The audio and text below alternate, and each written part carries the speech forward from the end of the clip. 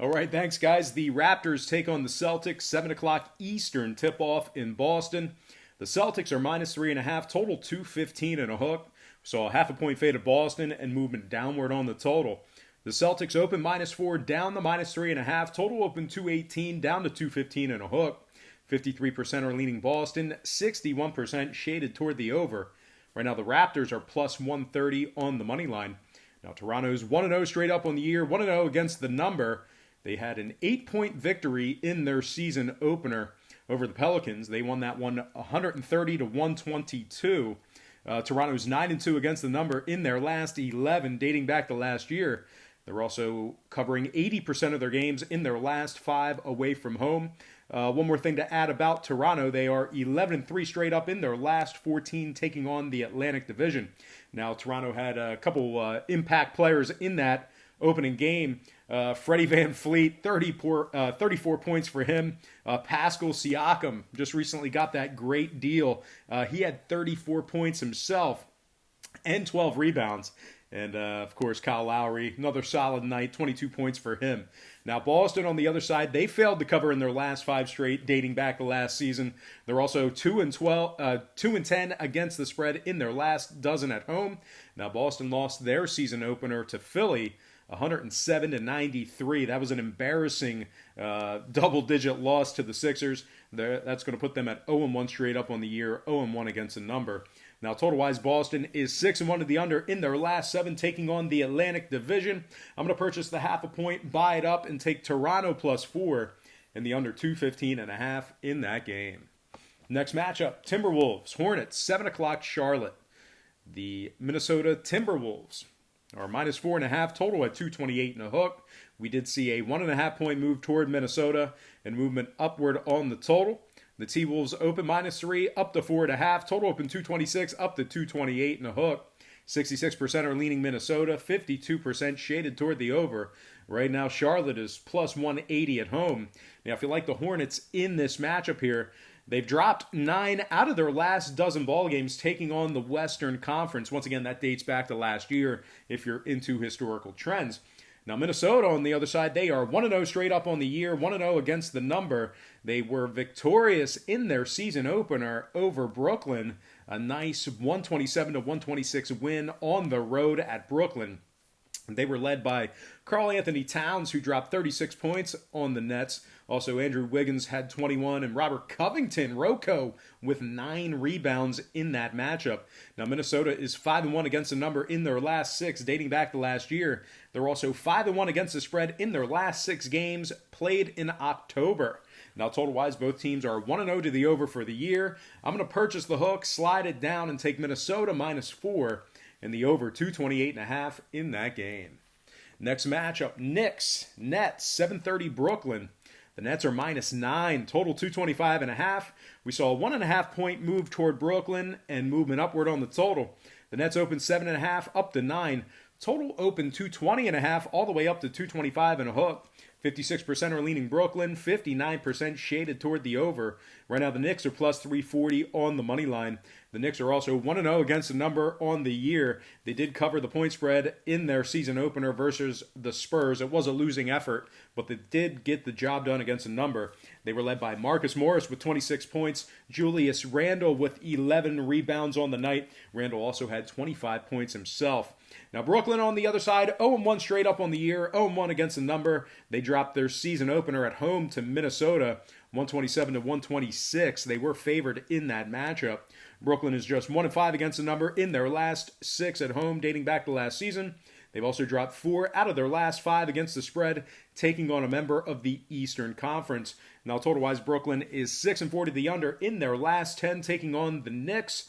I'm going to lean New York Knicks plus 9, keeping this one close, and the under 225.5 in that game. And before we go ahead and move on, just want to take a quick timeout and welcome you to the show.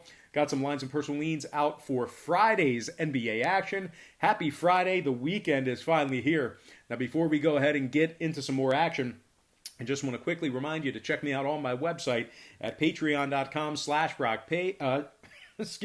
Patreon.com/BrockPage, where we do daily plays on that site. We have a bunch of different memberships, tiers, and packages that you can subscribe to for premium plays, and they begin at just $1.99 per month. You can also access my current record right on the homepage. That is patreon.com/BrockPage.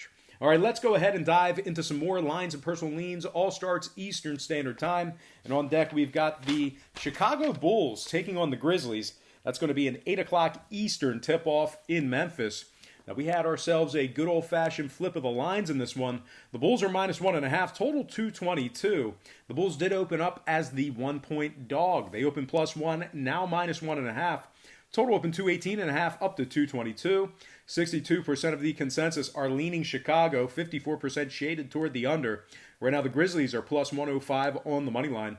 Memphis is 0-1 straight up, 0-1 against the number. They suffered a humiliating 19-point loss to Miami. They lost 120-101 in that season opener.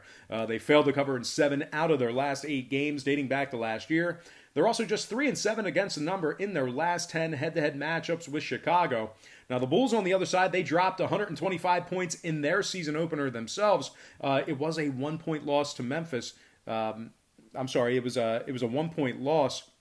But anyway, Chicago dropping 125 points in that season opener. They were led by Lauri Markkanen, who dropped 35 points in that opener, 17 rebounds for Markkanen as well. Thaddeus Young had 17 points himself. Now, total-wise, Chicago 6-40 the over in their last 10, taking on the Grizzlies. I'm going to buy the half a point, slide it down, and take Chicago -1 and the over 222 in that game. Next matchup, Wizards, Thunder, 8 o'clock OKC. The Thunder are 8.5, total 219 and a hook. We saw a 2.5-point move toward OKC and movement downward on the total.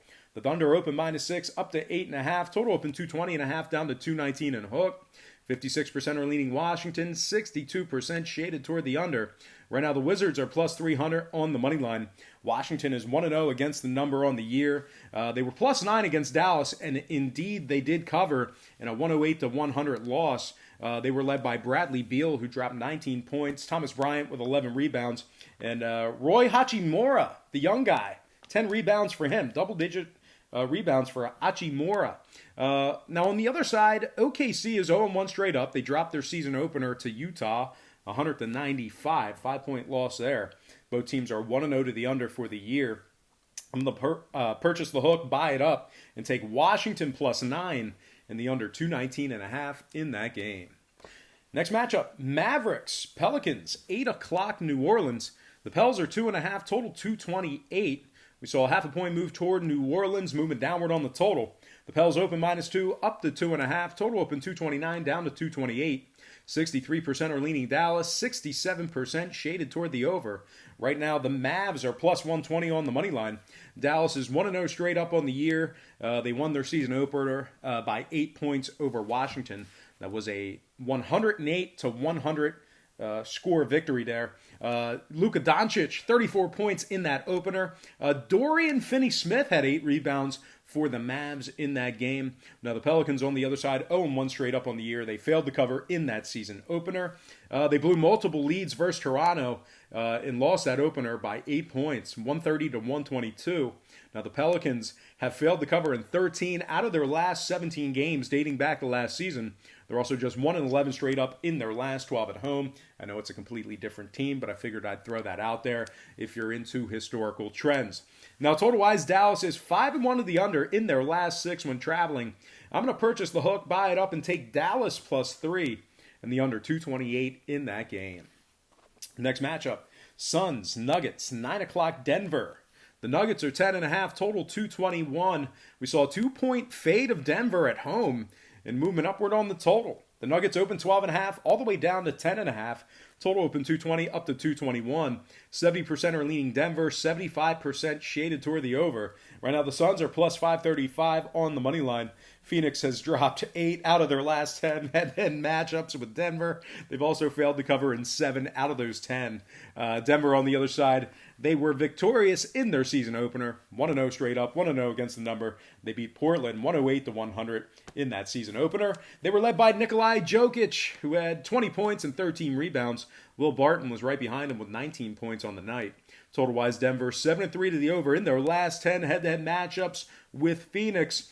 I'm going to buy the hook, slide it down, and take Denver minus 10 and the over 221 in that game. Next matchup, Blazers. Kings, 10 o'clock, Sacramento. The Blazers are 2.5, total 226 and a hook. We saw a 2-point fade of Sacramento in the early wagering. Portland open M remains minus 2.5, total open 228.5 down to 226 and a hook. 73% are leaning Portland, 55% shaded toward the over. Right now, Sacramento's plus 125 on the money line. The Kings are 0-1 straight up, 0-1 against the number. They lost their season opener to Phoenix. They got decimated, 124 to 95. Very poor showing in that game.